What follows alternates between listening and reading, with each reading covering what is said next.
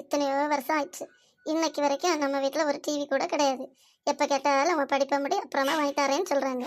எப்போ பார்த்தாலும் சும்மா இருந்து போர் அடிச்சு போச்சு. டிவி வாங்கி கேட்டால் திட்டுறாங்க, செல்லை வாங்கி கேட்டால் திட்டுறாங்க. எப்படி தான் வாழ்கிறதோ தெரியலப்பா. இல்லை பொண்ணுங்களா, உங்களுக்கு நான் ஒரு டிவி வாங்கி தர போகிறேன். அதுவும் பிபிஎல் டிவி. பழைய காலத்தில் உள்ள பிபிஎல் டிவியெல்லாம் யாருக்கு வேணும்? ஸ்மார்ட் டிவி வாங்கிட்டாங்க ஆண்டி.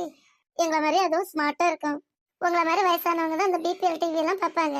நீங்கள் வேணா உட்காந்து அதை பாருங்க, நாங்கள் ஸ்மார்ட் டிவி பார்க்கலாம். அந்த காலத்தில் இருந்த பிபிஎல் டிவி பாருங்கம்மா. ஓஹோ, லால் பால் பால்னு எழுதியிருக்கோ, இதெல்லாம் சேர்த்து பிபிஎல் டிவியா? அது சரி, பால்னா யாருன்னு சொல்லுங்க, லால்னா யாருன்னு சொல்லுங்க, பால்னா யாருன்னு சொல்லுங்க. லால்னா லாலா லஜபதி ராய், பால்னா பாலகங்காதர திலகர், பால்னா பிபின் சந்திர பால். இந்த 3 பேரோட முதலிடத்துல தான் பிபிஎல். இவங்களுக்கு அப்புறமா இந்திய சுதந்திரம் அடைந்த பிறகும் ஒரு லால் இந்தியாவில் இருந்துச்சு. அது யாரு? இந்த லால் பகதூர் சாஸ்திரி இந்திய குடியரசின் 2வது பிரதமர். இவர் ஒரு விடுதலை போராட்ட வீரர். சுதந்திர இந்தியாவின் 1வது பிரதமராக இருந்த ஜவஹர்லால் நேரு 1964ஆம் ஆண்டு மே மாதம் காலமானதை தொடர்ந்து லால் பகதூர் சாஸ்திரி பதவிக்கு வந்தார். இவர் முறையாக தேர்ந்தெடுக்கப்படும் வரை 14 நாட்கள் குல்சாரிலால் நந்தா இடைக்கால பிரதமராக இருந்தார். இவர் பதவியேற்ற 2 ஆண்டுகளுக்குள்ளாகவே சோவியத் ஒன்றியத்தில் உள்ள தாஸ்கண்டில் கூட்டப்பட்ட உச்சி மாநாட்டில் கலந்து கொண்ட போது காலமானார். காந்தியடிகள் அடக்கம் செய்த அதே இடத்தின் அருகில் லால் பகதூர் சாஸ்திரியின் உடலும் அடக்கம் செய்யப்பட்டது. இவரோட கல்லறையில வாழ்க போர் வீரன், வாழ்க விவசாயி என்ற பொருள்படும் ஜெய் ஜவான் ஜெய் கிசான் என்ற வார்த்தைகள் எழுதப்பட்டுள்ளன. ஜெய் ஜவான் ஜெய் கிசான் என்பது லால் பகதூர் சாஸ்திரியின் தாரக மந்திரம். தன்னலமற்ற தியாகத்தாலும் எளிமையான வாழ்க்கையாலும் இந்திய மக்களின் உள்ளங்களை கவர்ந்த லால் பகதூர் சாஸ்திரியின் வாழ்க்கை வரலாற்றை பார்ப்போமா? லால் பகதூர் சாஸ்திரி எங்க எப்போது பிறந்தாரு? 1904ஆம் ஆண்டு அக்டோபர் 2ஆம் நாள் முகல் சாராய் என்ற இடத்தில் உத்தரப்பிரதேசத்தில் பிறந்தார். லால் பகதூர் சாஸ்திரியோட அப்பா பேரு சர்தார் பிரசாத், அம்மா பேரு ராம்துலாரி தேவி. இவரோட அப்பா சர்தார் பிரசாத் ஒரு பள்ளி ஆசிரியராக இருந்து பின்பு அலகாபாத்தில் உள்ள வருவாய்த்துறையில் எழுத்தராக பணியில் சேர்ந்தார். இவர் 3 மாத குழந்தையாக இருந்த பொழுது கங்கை கரையில் தாயாரின் கையில் இருந்து நழுவி ஓர் இடையரின் கூடையில் விழுந்து விட்டார். குழந்தை கொண்டு ஆத்துக்கா குளிக்க போயிருக்காங்க. கங்கை நதி சிறப்பு வாய்ந்த நதியிலே அதில் குளிக்க போயிருப்பாங்க. அந்த இடையருக்கு குழந்தை கிடையாது. அதனால அந்த இடையரு ரொம்ப சந்தோஷத்துல துள்ளி குதிச்சுக்கிட்டு கடவுள் எனக்கு பரிசாக தந்த குழந்தைன்னு கருதி லால் பகதூரை தன் வீட்டுக்கு எடுத்து சென்றுட்டாரு. குழந்தைய காணலைன்னா என்ன செய்வாங்க? போலீஸ் ஸ்டேஷன்ல கம்ப்ளைண்ட் கொடுப்பாங்க. அததான் லால் பகதூர் சாஸ்திரியோட பெற்றோர்களும் செய்தனர். காவல் நிலையத்துக்கு சென்று கம்ப்ளைண்ட் கொடுத்தனர். காவல்துறையினர் லால் பகதூரை கண்டுபிடித்து அவரை தம் பெற்றோரிடம் ஒப்படைத்தனர். லால் பகதூர் 1 வயது குழந்தையாக இருந்தபோது இவரின் தந்தை இறந்து விட்டார். எனவே தாயார் ராம்துல்லாரி தேவி இவரையும் இவரின் 2 சகோதரிகளை அழைத்துக் கொண்டு தன் தந்தையின் வீட்டில் சென்று தங்கிவிட்டார். 10 வயது வரை தன் பாட்டனார் கசாரிலால் வீட்டிலேயே லால் பகதூர் வளர்ந்தார். அங்கு உயர்நிலை பள்ளி இல்லாததால் மேற்கொண்டு படிக்க வாரணாசிக்கு அனுப்பப்பட்டார். அங்கு தாய்வழி மாமா வீட்டில் தங்கியிருந்து ஹரிசந்திரா உயர்நிலை பள்ளியில் படிக்கலானார். வாரணாசியில் இவர் படிச்சுட்டு இருக்கும்போது தன் நண்பர்களுடன் கங்கை ஆற்றின் மறுகரையில் உள்ள சந்தையை பார்க்க போனார். திரும்பும்போது படகுக்கு கொடுக்க போதிய பணம் இல்லை. தன் நண்பர்களிடம் எப்படி கடன் கேட்பது என்று அவருக்கு கூச்சமாக இருந்தது. உடனே சாஸ்திரி என்ன தந்தார் தெரியுமா? ஆற்றை நீந்தி கடந்தார். குரு நானக்கின் வரிகள் மீது மிகவும் பிரியமாக இருந்தார். இந்திய சுதந்திர போராட்ட வீரர் பால கங்காதர திலகர் அவர்களை போற்றினார். 1915ஆம் ஆண்டு வாரணாசியில் மகாத்மா காந்தியடிகளின் உரையை கேட்ட பிறகுதான் தன் வாழ்க்கையை நாட்டிற்கு அர்ப்பணிக்க முன் வந்தார். இந்தியாவை மிக குறுகிய காலம் ஆண்ட குறிப்பிடத்தகுந்த இந்திய பிரதமர்களுள் முக்கியமானவர் லால் பகதூர் சாஸ்திரி. இவரோட சின்ன வயசுல இவங்க அப்பா இறந்துட்டாரு. ஏழ்மையான சூழலில் இவர் படிப்பை மேற்கொண்டார். நதிக்கரையை கடந்து போய் படிக்க வேண்டும். பணமில்லாத காரணத்தால் நதிக்கரையை நீந்தி போய் படித்தார். அப்பதான் அவருக்கு மிஸ்ராஜி என்ற அற்புதமான ஆசிரியர் கிடைத்தார். கல்லூரி படிப்பை முடிப்பதற்குள் ஒத்துழையாமை இயக்க வரவே காந்திஜியின் அழைப்பை ஏற்று விடுதலை போரில் பங்கு பெற்று சிறை சென்றார். மிஸ்ராஜியோ அவரின் கல்விக்கு பெருந்துணையாக இருந்த மாமாவோ இதை ரசிக்கவில்லை. ஆனால் எப்பவுமே சாஸ்திரியின் அம்மாவின் ஆசீர்வாதம் மட்டும் அவருக்கு முழுமையாக இருந்துச்சு. அதுக்கப்புறமா அடிக்கடி போராட்டங்கள்ல பங்கு பெற்று சிறை சென்றார்.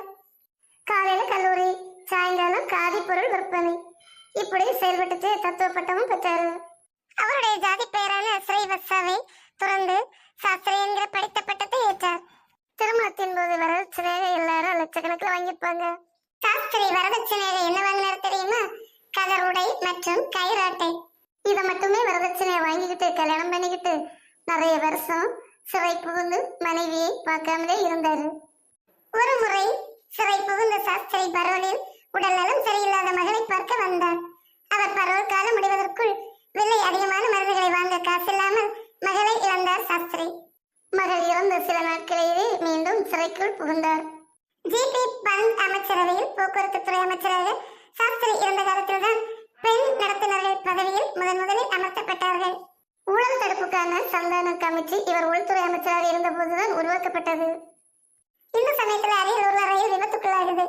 அமைச்சர் என்கிற முறையில் தார்மீக ரீதியாக பொறுப்பேற்று பதவி விலகுகிற உச்சபட்ச பொறுப்புணர்வு அவருக்கு இருந்தது. காஷ்மீரில் சிக்கலான சூழல் நிலவிய பொழுது நேரு இவரை சிக்கலை தீர்க்க அனுப்பி வைத்தார். குளிரை தாங்கிக் கொள்ள சொற்று இல்லாமல் இரவோடு இரவாக நேருவின் சொட்டரை டெய்லர் இவரின் அளவுக்கு தைத்து கொடுத்தார். ஒரு சொட்டு வாங்க கூட காசு இல்லாம இருந்திருக்காரு. நண்பர் ஒருவர் 50 ரூபாய் கடன் கேட்க இவர் இல்லை என்று சொன்னார்.